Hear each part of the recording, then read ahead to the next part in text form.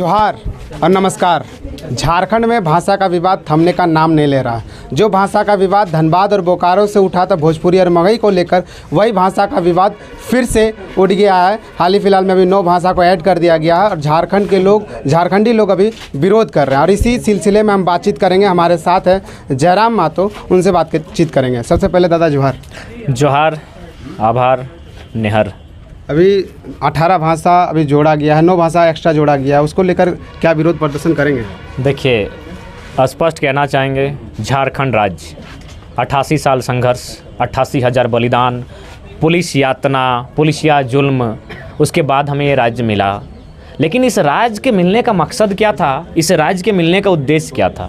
क्यों बना था ये राज्य? इस राज्य के बनने का आधार क्या था? उसका ढांचा क्या था? इस राज्य के बनने का आधार, क्योंकि मैं भी एक शहीद का पुत्र हूँ, मेरे पिताजी ने अपना प्राणों की आहुति दी आंदोलन के लिए, तो मैंने उनके साथियों के माध्यम से सुना है कि ये राज्य क्यों, ये राज्य कभी हमने बिहार से काट कर नहीं मांगा था। जो लोग ऐसा सोचते हैं बिहारी झारखंडी, उन्हें संदेश देना चाहेंगे, हमने कभी एक राज्य से काट कर एक नया राज्य नहीं मांगा था। हमने एक सभ्यता को पुनर्जीवित करने का मांग किया था, राढ़ सभ्यता, जो आज मयूरभंज, क्योंझर, पुरुलिया, झारग्राम, मेदिनीपुर, छत्तीसगढ़ का सरगुजा, यानी 4 राज्यों से काटकर हमने एक सभ्यता को मांगा था, हमने एक संस्कृति को मांगा था। हमने कोई राज्य नहीं मांगा था। स्पष्ट कहना चाहेंगे, हमने कभी कोई राज्य नहीं मांगा है। हमने एक सभ्यता, एक संस्कृति को मांगा था। उस संस्कृति, उस सभ्यता की बात आज भी हम कर रहे हैं, उसके लिए आंदोलन आज भी कर रहे थे। वो संस्कृति क्या थी कि यहाँ की जनजातीय, यहाँ की क्षेत्रीय भाषाएं हैं, जिनका जन्म इस माटी से हुआ है। किन भाषा का विरोध कर रहे हैं? स्पष्ट क्षेत्रीय भाषा के रूप में अंगिका स्वीकार नहीं होगी, भोजपुरी स्वीकार नहीं होगी, मगही स्वीकार नहीं होगी, उर्दू स्वीकार नहीं होगी। ये क्षेत्रीय भाषाएं नहीं हो सकती हैं। दूसरी बात, पॉइंट के साथ क्लियर करते हैं, भोजपुरी जिसको लेकर बहुत बड़ा तुल दिया जा रहा है, हम स्वीकार करते हैं कि भोजपुरी एक अच्छी भाषा है, हम सम्मान करते हैं और ये भी मानते हैं कि धनबाद बोकारो में वो भाषा बोली जाती है। लेकिन ध्यान रहे, वे लोग प्रवासी लोग हैं, वो काम करने आए हैं, वो खटने कमाने आए हैं। और भाषा संरक्षण प्रवासी का नहीं दिया जाता है, भाषा संरक्षण मूलवासी का होता है। हमारे 16 लाख 17 लाख लोग तमिलनाडु, तेलंगाना, महाराष्ट्र, गुजरात, कर्नाटक, केरल में रहते हैं। क्या हमारी भाषाएं, कुड़माली, संथाली भाषाएं, वहाँ संरक्षण दिया जाता है? नहीं दिया जाता है। तो फिर अन्य राज्यों की भाषाओं को इसलिए संरक्षण क्यों मिले कि वे लोग यहाँ प्रवास किए हैं, वे प्रवासी के तौर पर आए हैं, उन्हें खाने पीने, रोजी रोजगार का अधिकार है, भाषा संरक्षण का अधिकार नहीं मिल सकता है। इससे पहले भी आप लोग विरोध किए थे, धनबाद बोकारो में मानव श्रृंखला बना, फिर इस बार ऐड कर दिया गया। क्या समझते हैं इसका मैटर? यही समझते हैं जो माननीय विनोद बाबू ने कहा था कि झारखंड राज्य 2 दिन में अलग हो जाएगा। इसे चलाएगा कौन, इसे संभालेगा कौन? आज भी झारखंडी लोग इस राज्य को नहीं चला रहे हैं। चला रहे हैं कौन? बंगाल और बिहार के लोग मिश्रित रूप से, कहीं उड़िया के लोग मिश्रित रूप से इस राज्य को चला रहे हैं। देखिए, ना हमारी शत्रुता बंगाल से है, ना हमारी शत्रुता बिहार से है, ना हमारी शत्रुता उड़ीसा से है। हम तो स्वीकार करते हैं कि हम लोग